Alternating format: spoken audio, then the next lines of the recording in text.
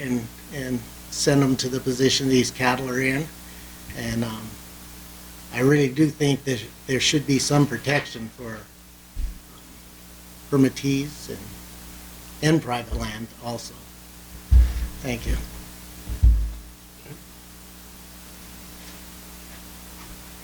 Sean Shea, Washoe County. Actually, we approved the commission, but we thought we had a couple modifications. One of them, actually, before this all started, was to change the big game mammal to read any game mammal. But you can see where this is touchy right now. But we also set a specific calendar date. We thought July 1st through February 28th that you could not fly. And then one thing I was going to mention is the other day I'm driving, I'm listening to this radio station in Reno, and all of a sudden this radio station really starts throwing this advertisement out, the drone store, the drone store, the drone store. And then it made me think about all the non-hunters that use these things. I mean, I've had them fly over my house now, and I don't know how you can just specifically block it down for hunters, because all the ones I see running around using these things aren't the hunters. It's the non-hunters that are out running, checking this thing out, and all of a sudden they're running horses. Oh, look at these horses running! They're chasing this thing. So, like I'd heard, I don't know what you're going to do. It's a tough subject, really tough subject. We just really like July 1st to February 28th, no fly at all. Additional cab input.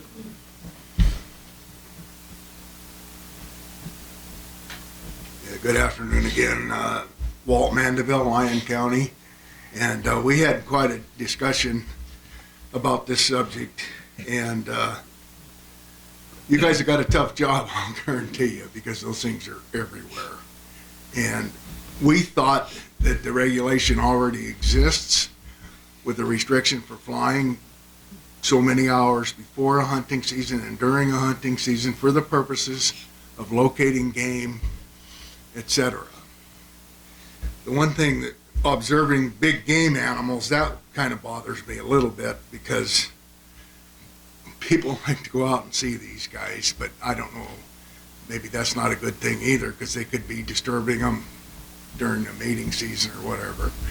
But anyhow, we're pretty much against the change for Lyon County, and that's pretty much what I got. The real-time satellite imagery, the way this technology is moving, it's just unbelievable, I'll tell you. It just drives me nuts. I see these kids in school, they can't leave their hands off of their smartphones because they don't know how to add and subtract and write or do any of those things anymore. So anyhow, thank you.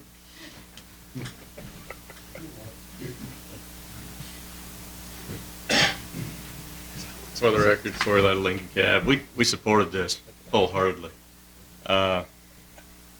Perception is hard. I've heard that word a lot today. One of the reasons we supported the year-round calendar restriction is because of what's going on with shed antlers now. And it's not a seasonal thing anymore. It starts down in our country in February and it does not stop. And then you roll into regular hunting seasons. And so we really thought that as it comes to,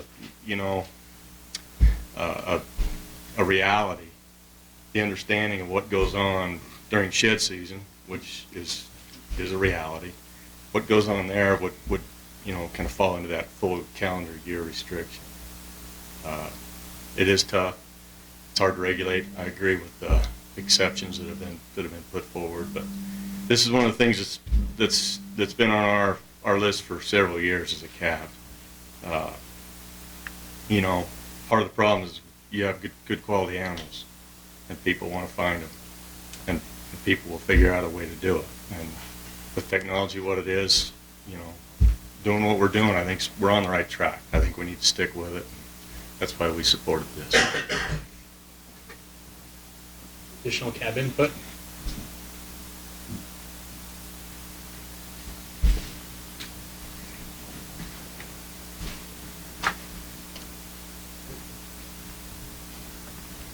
Glenn Bunch, Mineral County. I do not have a drone, but my camera system is called Live View. instead of real time. It's live view, okay? That's what mine's called. Any other tabs that we've missed? Okay. Public comment? 20D?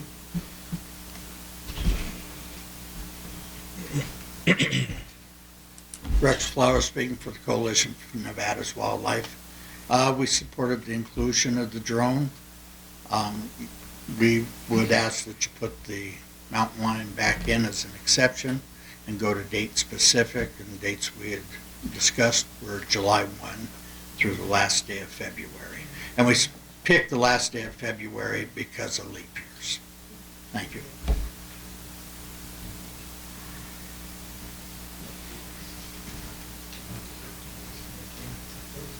For the record, Josh Vittori, Nevada Bighorns Unlimited. We definitely supported explicitly using the term unmanned aerial vehicles to assist the current aircraft language. We did not have any recommendations on the other pieces. And I'd like to make a comment on behalf of myself, and that is that we probably need to do a little bit more research on FAA regulation, especially for the private sector. Commercial use of unmanned aerial vehicles, last time I checked, had not been approved yet by the FAA, and I think that that will especially speak to some of our public land examples that have been brought forth today, and I think it'll help clarify some of the public commercial use of those things, so that might be a good task to look at for the next meeting. Thank you. Additional public comment on 20D? Ms. Bogert? Karen Boger, Nevada Chapter Backcountry Hunters and Anglers. I really want to thank you guys for tackling these difficult regulations. My organization is really founded on the concepts of fair chase as a means to carry our traditions on into the future. We need to hold firm to that, but clearly by this discussion today, there are just so many unintended consequences of technology that are both beneficial and negative, that it's really hard to come to grips with all that. Anyway, you have already certainly our comments from our chapter, and also I'm a member of the coalition as well, and you have our comments there too. So I'm just taking off what I said is really without any hat on, because I tend to go rogue when I'm just up here speaking. But you know, with the exponential increase of technology every day, and how even drones are morphing, you know, into affordable to even us retired school teachers, I almost wish that we could just call a halt and say, okay, any new technology from this moment on is not allowed for hunting or scouting purposes until such time as the department has had a chance to think about what the unintended or intended consequences might be, rather than having to come up with a new reg for every single little twist and turn in technology. But I don't have that magic wand, but I commend what you're doing. But all of the comments today, I've been making lots of notes. I'm sure we're going to have to kind of change our BHA comments a little bit to address some of your concerns. Certainly when it comes to drones, I'm hearing what you say, Commissioner Hubbs, but I want to interject that we do have a regulation already about harassment of wildlife, and I'd like you to consider, you know, how broadly that will cover. Anyway, thank you for your time. Thank you. Additional public comment? Item 20D. Okay. Seeing none, I'll bring it back to the board. Comments based on what we've heard. Commissioner McNinch. Thank you, Mr. Chairman. So, you know, I'm concerned that maybe it's not headed there as quickly as I'm concerned it is. There were some comments that kind of implying that this is a hunter versus non-hunter type of thing. There's some implications that way. And I look at it a little differently. There's two issues here. One is the harassment of wildlife, which can be done by anybody. So I completely agree with Ms. Boger's comments on that. And there are regulations in there.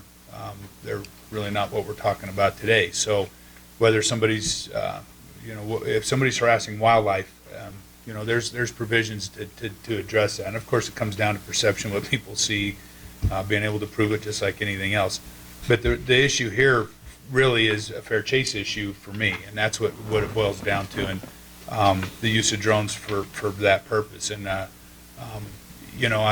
rather than highlight potential loophole areas and make the boundaries, maybe that's not the right thing to say, so I'll avoid that. But I think, kind of where this is headed, I feel a little more comfortable about taking our existing language and just saying this includes unmanned aircraft or whatever the terminology might be, rather than coming up with a list of all the exceptions. It hasn't failed us. I think our intent was to provide maybe a level of clarification. I think that provides a level of clarification that helps me out a little bit, rather than it almost would seem, if we go down this path where we're writing in a bunch of exceptions, that it almost highlights opportunities for loopholes, and I'm not into that. I think that I'm kind of leaning towards working with what we've already got and maybe adding this includes type of a comment. That's just kind of where I'm at right now. And I guess I would piggyback onto what Commissioner McNinch said. I mean, to me, this is very much a hunting regulation. It says explicitly for the purposes of hunting. And I remember when we had Chief Bonamici discuss this regulation as well as the next one we're going to discuss, basically he said it's within our purview to regulate hunting and wildlife. And a lot of what Commissioner Hubbs has said and others, some of that comes down to harassment. In fact, I'm not so sure if we had a year-round ban, the way this is written, it would have anything to do at all with shed antlers. I don't believe collection of shed antlers is defined as hunting. So I don't think a year-round season is going to do anything, Corey, to address the issues with sheds. I think that's something totally different. In terms of harassment of wildlife, we do have some laws on the books. We need to tighten those up.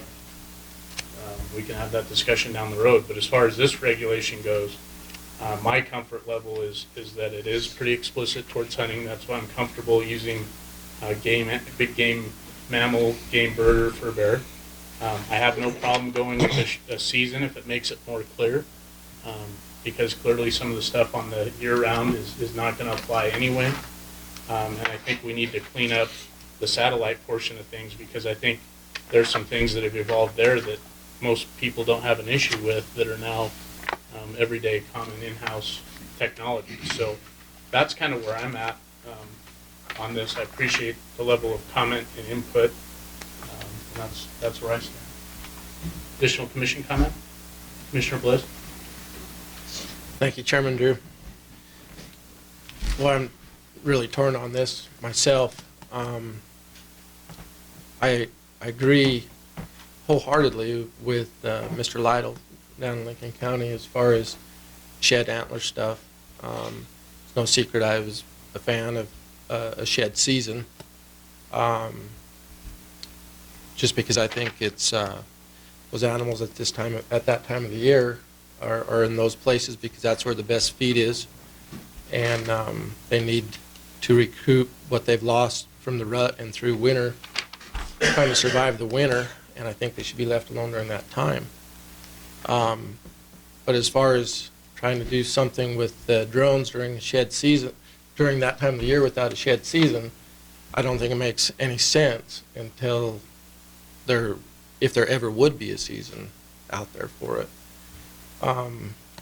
So with that being said, I have to agree with Commissioner McNinch and Commissioner Drew at this time and where we're at and what we have, the tools that we have to use. I think going down that particular road is probably our best option. Commissioner Hubbs? Yes, thank you. I would like to say, yes, I did take a look at our harassment regs that we had out for wildlife, and that did come to mind for me.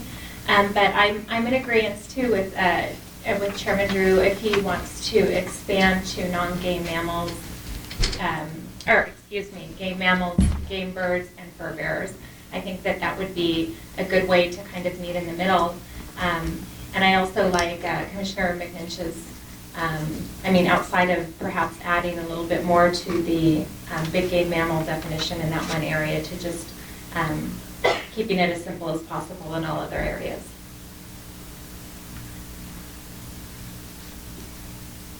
Okay, additional commission comment? Commissioner Moore? Thank you, Mr. Chairman. I'm a little bit unclear as to what I thought I heard Commissioner McNinch saying is that he would just as soon stay with the old reg and just add unmanned aerial vehicle to it. Is that correct? It would be to clarify that it's included in that concept, yes. And because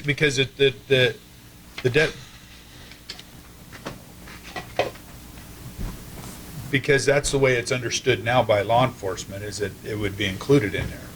So just say it. And I know that doesn't alleviate necessarily your concerns that you expressed earlier because of the exceptions that are already built in. But had we not started to talk about some of this other, I guess I'm having a hard time articulating my thought on it. What it's done is it's created this thing where we're talking about big game, game animals versus wildlife. It's created this, the time frame, which I think we can get into, the real-time conversation. And I guess, had this not been brought up, would that have been an issue for you? In that sense, Yeah, and that's... had we just left it alone the way that it was, with the interpretation that these unmanned aerial vehicles were already covered. And my thought on it, probably not. It probably wouldn't have been an issue. So there's a lot of issues that are coming out that I think create more problems than just leaving it the way it is by adding, this includes, kind of like we did with the hot air balloon in that sense. So I don't know, that's just where I'm at with it. Yeah, and I appreciate your explanation of that. And that's kind of what, when I first approached this, as to where do we start and where do we stop? The can has been opened. And so that's why it even strikes me is that, hey, when I look at this thing, there is no private property exemption in here. And that was something that stuck out in my mind.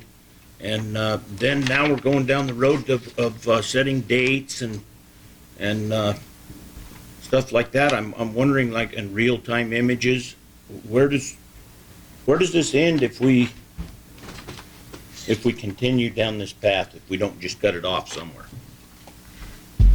And I guess my answer to that is we've had technology pass by our regulation. And so we're essentially, in my mind, doing two things. One, we're clarifying things that have been very confusing. I personally think the 48 hours before a big game hunting season, I don't think most people would ever think, especially a guy that buys a drone off a store shelf, is ever going to think to look at the heritage seasons. We constantly get hammered anytime we look at any regulation for, looping in guys that didn't know any better. And so in my mind, setting a date or making it year-round makes it very clear. Like I said, in my opinion, this is very specific to hunting. I think that's probably why there wasn't a private land exemption in there originally. And I think the real-time thing, as far as the update on that, again, that's technology passing the regulation by. When this regulation was passed, there was no Google Earth. People didn't even know what it was, let alone use it to look at country and find access points. I mean, it's better than any paper map you'll ever get. So in my mind, what we're looking at doing is cleaning up and making more clear an existing regulation, which is well within our purview. I think we're updating it to make it more explicit. And we're, in my opinion, having a good discussion, even though it's not the easiest thing to do. Yeah, and I agree with you, and exactly what you're saying about technology passing up what was on here. And the fact that there's not a private land exemption because it's already covered in the old reg. However, I think technology has passed us in that respect because not everyone could own an airplane, like a full-size airplane or helicopter, to do these surveys. And now that the technology has provided these drones to be affordable to almost anyone, that may warrant a private land exemption. You see my point? I do. And we can address that. My intention is after we get our initial comments off the table, we'll step through each of these and see what we're comfortable moving forward. Commissioner Young, I think you had a comment. Yeah, the last thing I got to say about it is this is obviously one of the most complicated issues in the United States right now for regulators to deal with. And I Googled something that I had seen. It was a U.S. News and World Report about, drones aren't regulated right now. The FAA has thrown out a kind of a stopgap one while they continue to study this.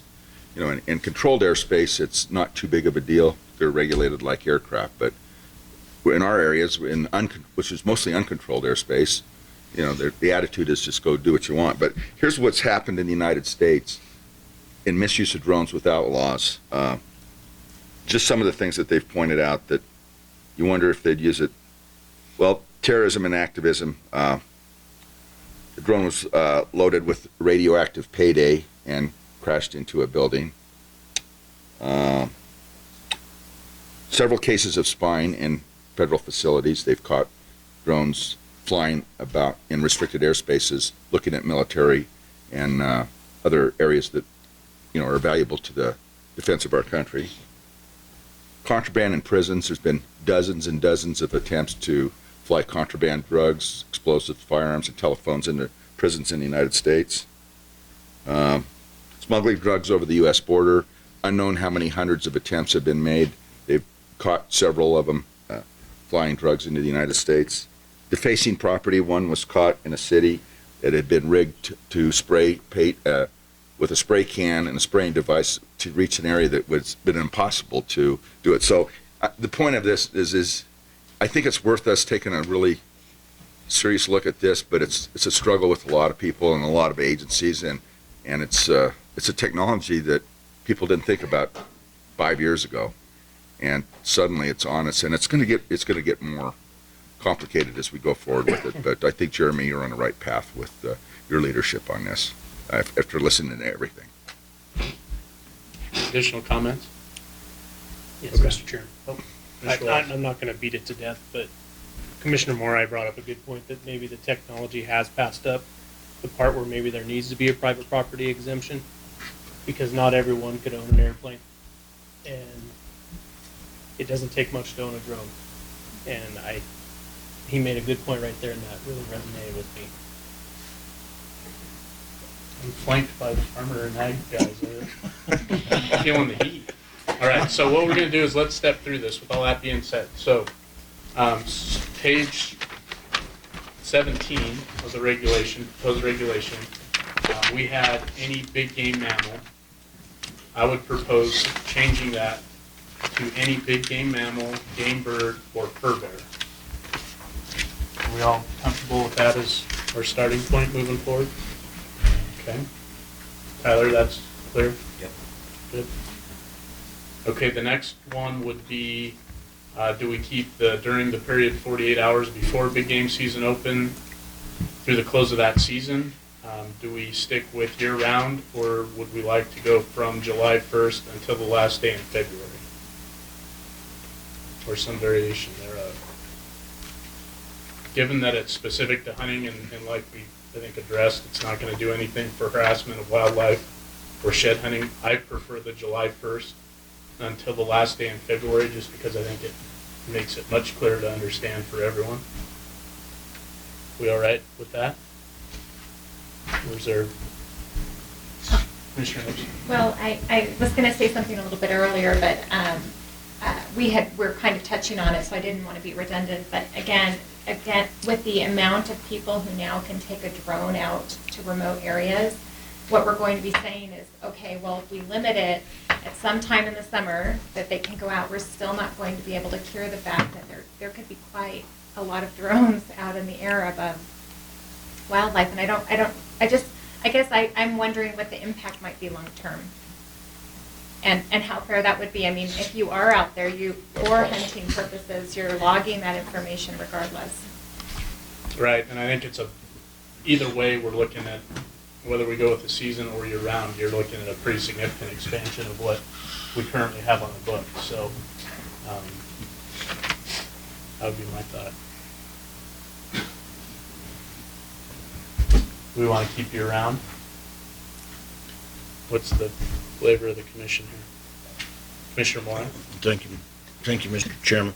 I'm comfortable with the date. That's better, because I didn't really like the 48 hours, or I mean, I didn't like the striking that language. I'd have a tendency to support the dates. Okay, my thought would be to do the dates just so the cabs can see that option. If there's an overwhelming majority or public input or cab input that wants it year-round, we can have that discussion. At least they can see what we're proposing with the dates.